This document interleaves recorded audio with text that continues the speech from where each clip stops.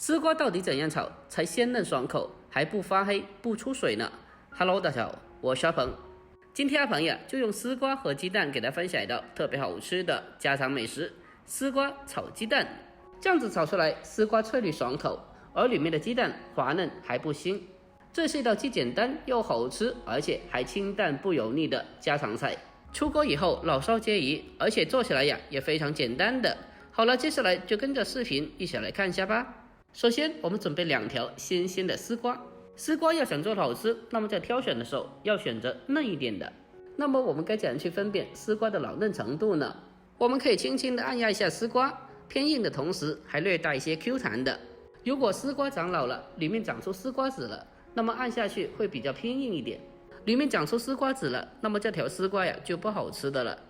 接下来我们先把丝瓜进行处理一下，将它清洗干净以后，再用削皮刀把它的棱角打除干净。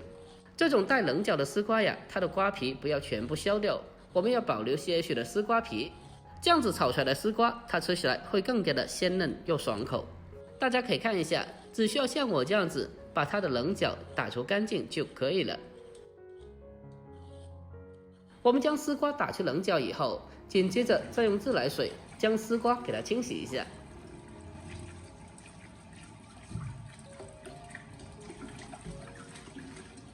清洗干净以后，我们将其控水捞出。下一步将其进行改刀处理。我们先把丝瓜的头尾切下来，去掉不要。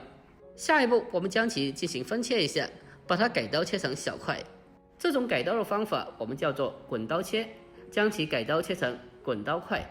我们在分切的过程中要尽量的注意，把它切的均匀大小一点，这样子的话才能保证在后续的烹饪中，每一块丝瓜都可以在锅里面同一时间均匀的成熟和入味。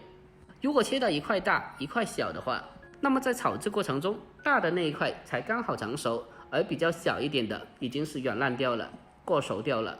所以我们在分切的时候要尽量的将其分切的大小均匀一点。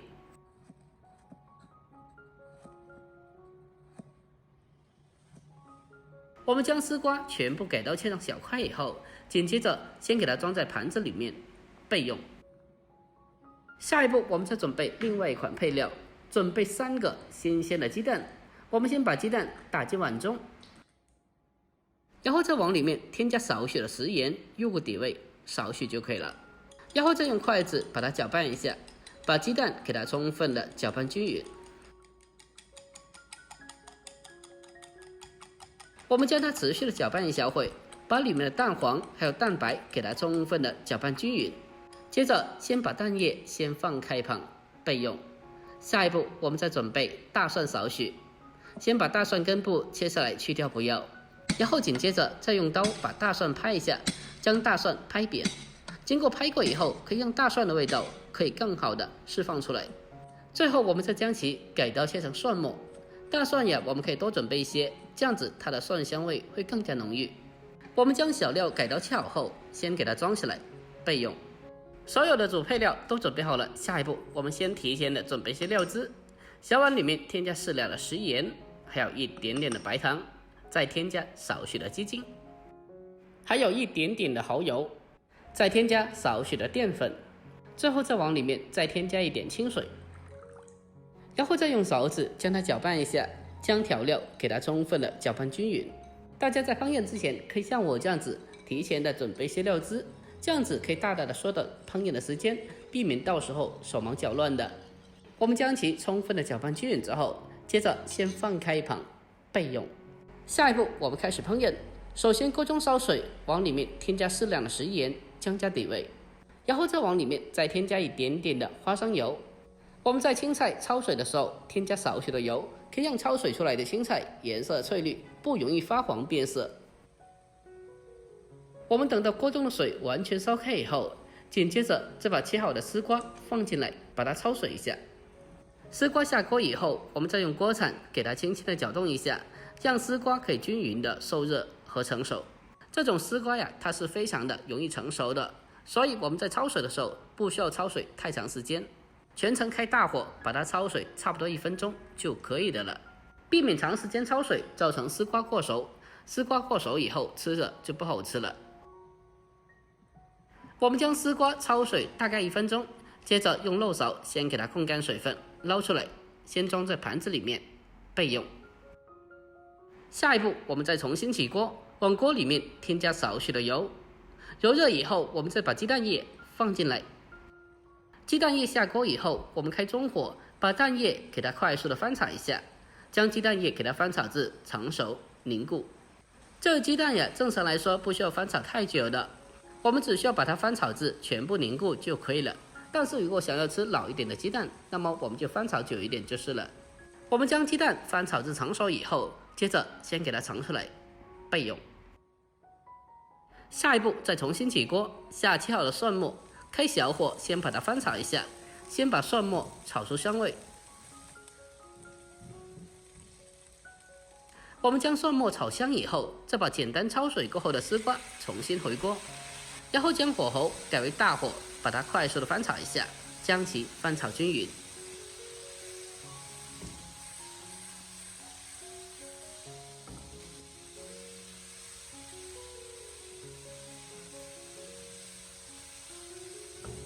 我们开大火将它持续的翻炒大概半分钟左右，紧接着再把炒过的鸡蛋重新回锅，然后再继续的开大火进行快速的翻炒，将鸡蛋和丝瓜给它充分的翻炒均匀。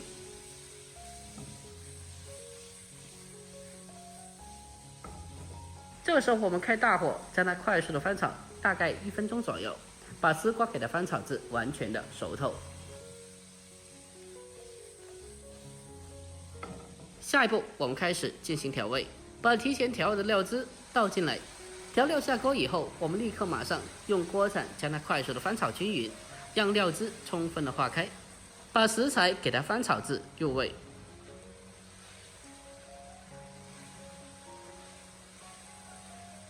我们将调料充分的翻炒均匀之后，紧接着再往里面再添加少许的明油，然后再继续的给它翻炒5、6、7、8下，把它翻炒均匀，给它炒出锅气，炒出香味，这样子炒出来就会非常香，非常好吃的了。